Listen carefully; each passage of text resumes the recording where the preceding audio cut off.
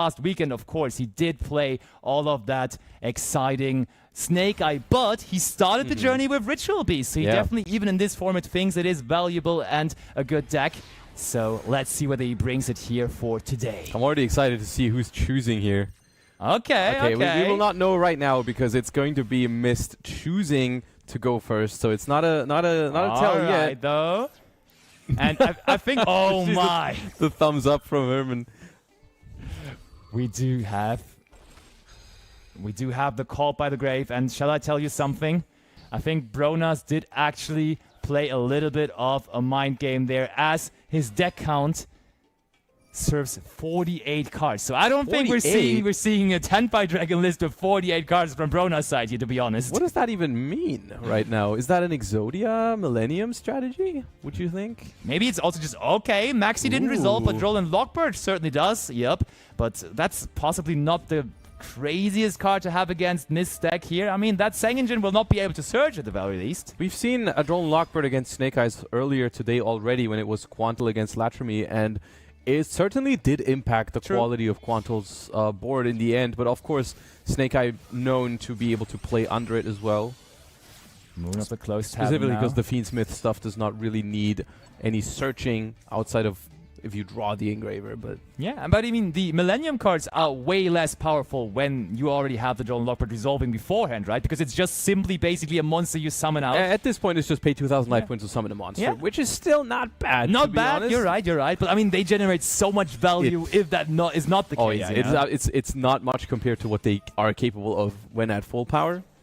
And I gotta say, I mean, 48 cards, I'm not even that surprised by Bronas, because Bronas, historically in the history of Challenger Cups, has been famous for, like, bringing some wild decks. I remember the first season of Challenger Cups, actually. He was famous for winning multiple Challenger Cups with, Ash Blossom and Joy Spring. He, in 48 cards, still found free-handed directions, which is crazy, but he was playing Pearly Sprite non-stop. I still remember that day. Look how he's smiling. Yep, he was a big fan of that deck. But I think since the release of Snake Eye cards, honestly, he has been playing Snake Eyes a lot as well, in all kind of different variants. Yeah, but now that you say it, I also remember I always enjoyed watching Bronas because you never know what exactly is happening. Totally, and Mist has nothing else happening for his side as he has to pass it over on a lone Fiendsmith Engraver, and there's the race up on Bronas' side, though. Ooh, that's a massive pickup here, because that's not only going to beat the Engraver on the board, but it's also going to be taking a little look at Mist's extra deck here. Oh, yeah. And of course, the Fiendsmith engine known to have a whole bunch of one-ups in there. What kind of a hand is that from Bronas here? It's a good hand for a 48-card deck, I'll tell you that I much. would say that as well, for sure. The golem that guards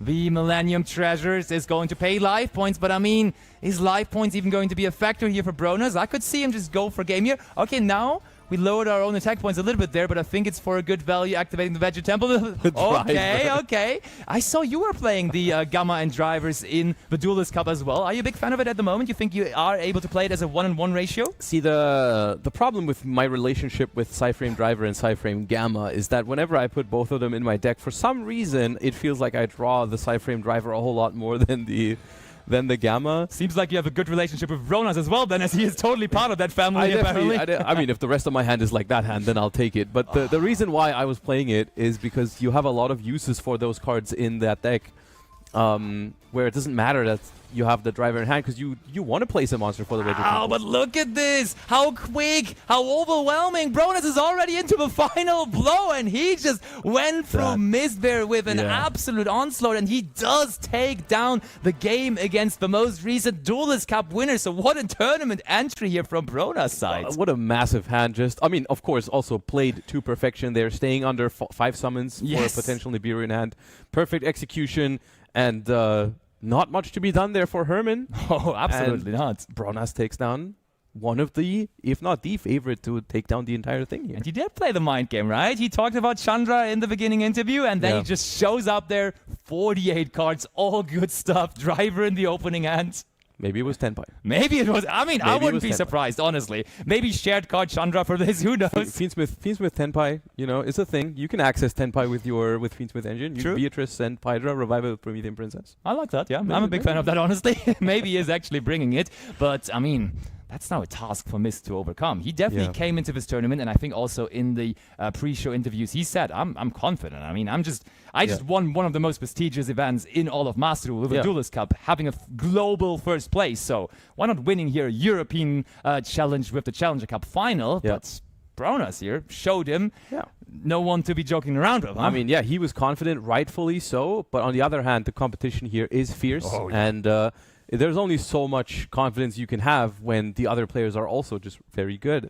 And sometimes it just goes their way, as we've seen there with Bronas. Perfect execution of a very good hand. And that leads to a win over the most recent Duelist Cup winner. That leads us, of course, also to the winner's interview. Adam Bronas, talk about that, please.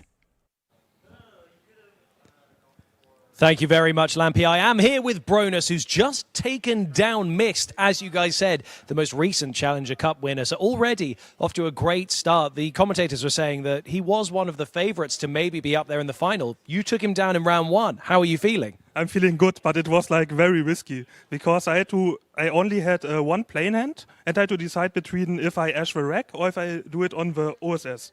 Okay. But the problem is if he goes for Doom Dragon, I'm cooked. But if I Ash the Requiem, I would have lost with my hand. So I had to take the gamble. But it was like really sweaty because I had to like toggle on and off all the time. Because if he activates OSS, when I toggled off, I would lose. Like I was so scared that he sees the Ash and that I lose to it. But you didn't. You're here. You're the winner. You can take a step close to me, by the way. You're drifting away. Don't worry. I'm not going to bite you. But this has done well. And are you feeling pretty confident with that performance? You know, that was good. How do you remain calm when you're up against a tough opponent? Is it just because you know your deck really well? Is it because you're very experienced? What would you say is the thing that keeps you calm during a high-tension duel? Yeah, I focus mainly on my cards and what I have in hand and what he could have. And I'm just hoping that it works out. Well, it's worked out for you so far, so best of luck to you in the remainder of the tournament. I hope that continues with this good streak. But next up, guys, we have our next match, which is going to be Dominic versus Moot. And so that means we're going to have a quick chat